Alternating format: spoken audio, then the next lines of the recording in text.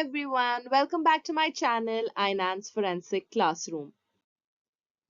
So far in our 7S series, we have secured the scene, photographed evidences, written notes, and sketched the crime scene. Now we reach one of the most important stages of the investigation, which is search for evidence. Now, this is where crime scene searching begins. And because there's a lot to cover, I have divided it into two parts. In this part, we will cover the fundamentals of crime scene searching and the major search patterns used by the investigators. Let's start with what is crime scene search. It is a systematic, careful, and legally authorized examination of a crime scene to locate, identify, document, and preserve physical evidence. And every word in this definition matters. Systematic means investigators don't search randomly. They follow proper search patterns so that no area gets missed. Careful means investigators cannot rush. One careless step can destroy evidence forever. And legally authorized examination means investigators cannot simply enter places and start touching evidences whenever they want. And the goal is not just to find the evidence. The real goal is to find it properly without missing it, without contaminating it, and without destroying its value in the court. And that brings us to one of the most important concepts in forensic science, the one chance principle. Now, investigators usually get only one proper opportunity to search a crime scene. Once people enter, the crime scene begins to change. And once the scene is released, investigators usually cannot just come back later and say, oh, we forgot to check under the sofa. Crime scenes do not have an undo button. That is exactly why crime scene searching is taken so seriously, because one missed evidence can completely change an investigation. Now, before investigators even start searching the crime scene, there are few extremely important things that need to happen first. The first one is PPE, which is personal protective equipment. Now, every person entering the crime scene must wear PPE. And this is not just for the investigator's safety, it is also to protect the evidence from contamination. Now, investigators usually wear the nitrile gloves instead of latex gloves because latex can sometimes transfer material and some people are also allergic to it. Then shoe covers help prevent leaving footwear impressions or disturbing the existing footprints.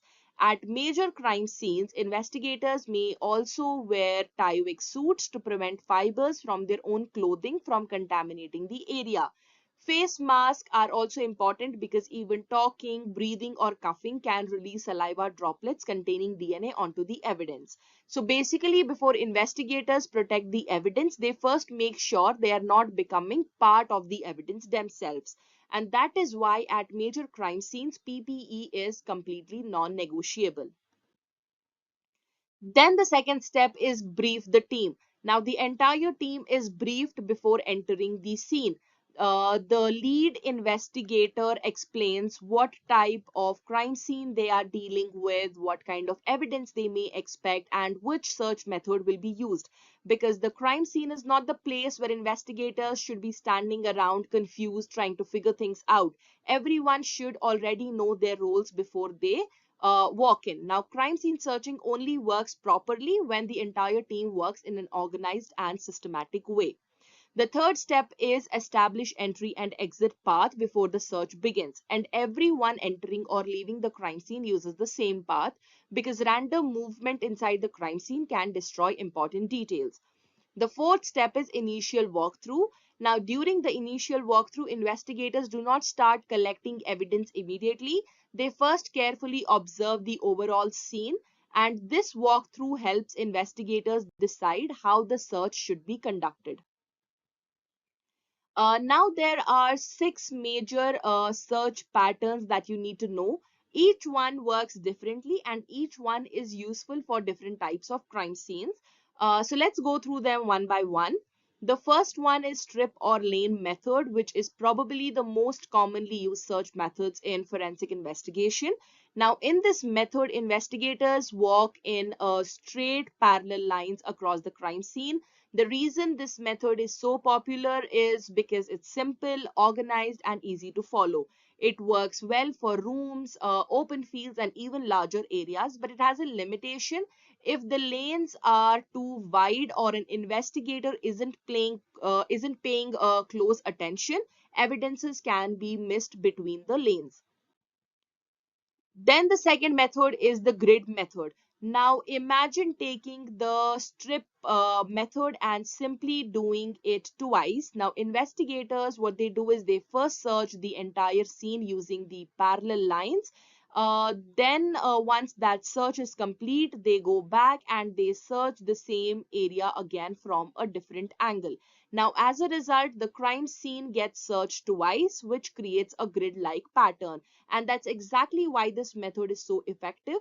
The second search gives investigators another chance to spot evidence that may have been missed the first time. Now, this is especially useful for large outdoor scenes or scenes where the evidence might be small or hidden. Now, the disadvantage of this method, it takes more time because the entire area is searched twice. But when investigators want maximum thoroughness, the grid method is extremely effective. The third method is spiral method. Now the spiral method works exactly the way it sounds, in a spiral, right?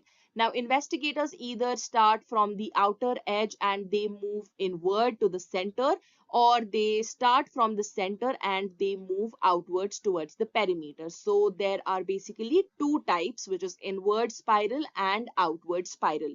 Now, one major advantage of the spiral method is that a single investigator can perform it alone. You do not always need a full team. Now, this method works best in open areas, circular scenes, or scenes with one clear central point. But again, it also has a challenge. Now, if the investigator loses a spiral path, the search can become uneven and areas can get skipped accidentally, especially when dealing with outdoor crime scenes. That is why experienced investigators sometimes use ropes or markers to help maintain the spiral shape. Then the fourth one is zone or sector method. Now this method is very useful for large or complicated crime scenes. Now in this method, investigators divide the entire scene into zones or smaller sections. Then each team is assigned one specific area to search. Now this method is extremely useful for multi-room buildings such as schools or crash sites or huge outdoor scenes. Now, without zones, investigators can easily overlap, they can repeat the same areas or completely miss certain sections. Now, the best part about the zone method is the organization. Each section has a responsibility assigned to someone, and usually investigators combine this method with another pattern. For example, a team may use a strip or grid method inside their assigned zone. So the zone method basically decides where to search and other methods decides how to search. Then the fifth search pattern is the wheel or ray method. Now this method starts from the one central point. Investigators begin at the center and then they move outward in straight lines in different directions. Now this works best when investigators already know the central point of the crime scene, such as location of the body or an explosion site or a point of impact in an accident. Now, the goal is to search outward from all the directions, but this method also has one important limitation. As investigators move further outwards, the gaps start forming between the lines, the search lines, and evidence can get easily missed inside those gaps. The last method is the link or point-to-point method. Now, this method is completely different from all the others. The other search patterns are based on geometry and physical movement, but the link method is based on logic. Now, investigators basically follow the story of the evidence. For example, you start with a body, then you ask what connects to the body, maybe a weapon nearby. Then you say what connects to the weapon, maybe a footprint leading to the window. Then what connects to the window, maybe broken glass outside. So investigators keep following connection between pieces of evidence. This method helps investigators understand how the crime happened, where the suspect moved, the entry and exit routes, and the relationship between the evidence items. Alright everyone, that's the end of video 1, and in the next video we are stepping into the world of forensic tools and advanced searching techniques. And before you leave, I have one small favor to ask. If these videos are helping you, if they're making forensic science easier to understand, or if you're enjoying learning them with me, then please take 2 seconds to like the video, share it with your friends, and subscribe to the channel, because every like, every share, every subscription genuinely helps this channel grow bigger and reach more students. I'll see you in the next video. Till then, take care. Bye bye.